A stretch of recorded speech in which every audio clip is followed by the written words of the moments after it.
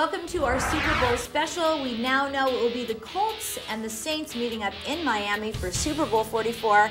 Hello and thanks for joining us. I'm Maria Sorreo, joined today by my co-host, you know him best, Sam Scarber. He was with the Oakland Raiders and San Diego Chargers running back for many years, and Sam is here to help us break down the X's and the O's of this game. Sam. As best I can. As best you can, which Yes. is plenty best enough for us. Now, we talked a little bit about the matchup. Let's kind of get into, first of all, we have to congratulate a friend of ours, Gene Huey. Gene Huey. Gene, congratulations. Your Colts have gone to the Super Bowl now for the second time in just a few years. And yes, I am wearing the AFC shirt that you gave me underneath my jacket to say thank you very much. Sounds like a plan to me. Right? Now, right. It could be. It's amazing that the team has gone back there so quickly, especially with Tony Dungy leaving the team. Right. And now Coach Caldwell taking over. And we're going to get into that. But again, congratulations, Gene, and we expect to hear from you very soon. Congrats, Gene. Yeah.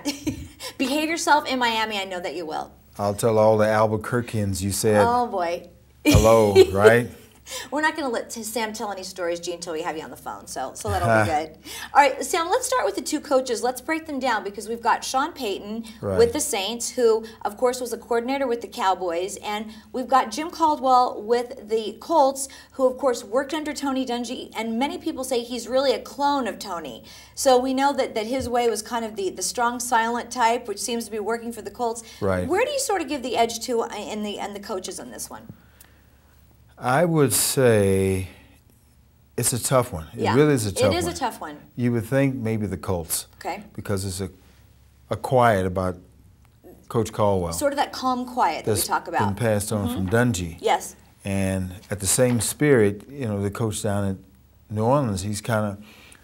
Yes. He reminds me a lot of my coach from the old Dallas Cowboys. Oh, boy. Really? Yes. He reminds you of Coach Landry? Yes, he does. In which way? Well, Coach was very stoic. You know, he always had his little top hat on, arms folded. And when he walked back and forth, every time you'd look up, it would seem like he was watching you. Ooh. To me, that's a sign of a very good coach. Yes. And that's how Caldwell strikes me. Yeah, and you know what's interesting about Sean Payton, Coach Payton as well, is when I watch him, he is very Parcells-like to me in the way that he sees everything. He's constantly studying. He knows what's going on. Right. And he's just working all the time. He's working, and he's got a little bit more oomph to him, I think, than the other side. But at the same time, he's very schooled on the game plan, that's for sure. Yeah, he's right. He's right on top of it. He is. And he keeps his quarterback right on top of it. Absolutely. And the Colts quarterback, what can I say? Yeah, Peyton Manning. He studies. Like I mentioned to you a little earlier when we weren't on the air. Yes.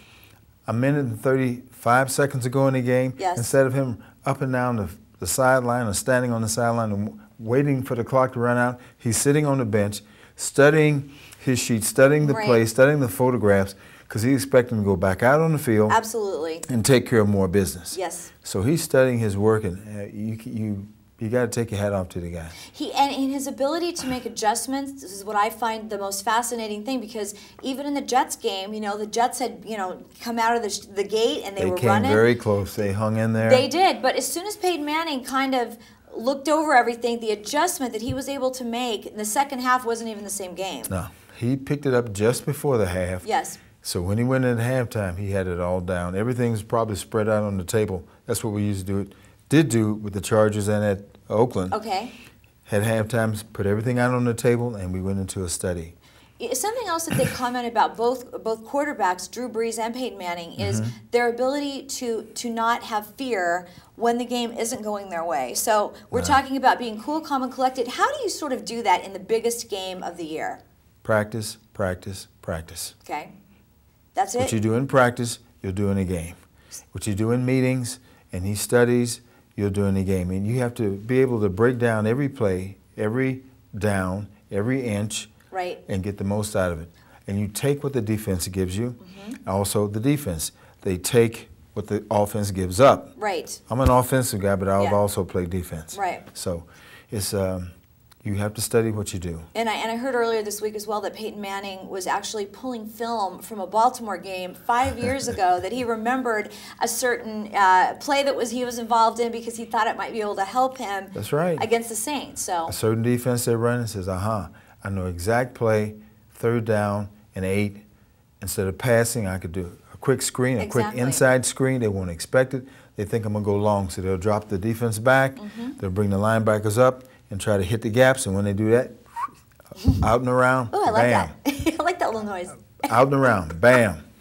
I used to be a quarterback too, so yes. Was that way back in the high school days? Or? High school and college, and I was like the 3rd string quarterback by the time I got to college because then I was running the ball. Yeah. I never stepped off the field. I never wanted to step off the field. But if you're fast, you're going to be a runner. Is that right? I mean, you can be a runner, but there's some quarterbacks aren't fast. There's some running backs aren't fast. They're just very productive. Very productive, solid. Yes.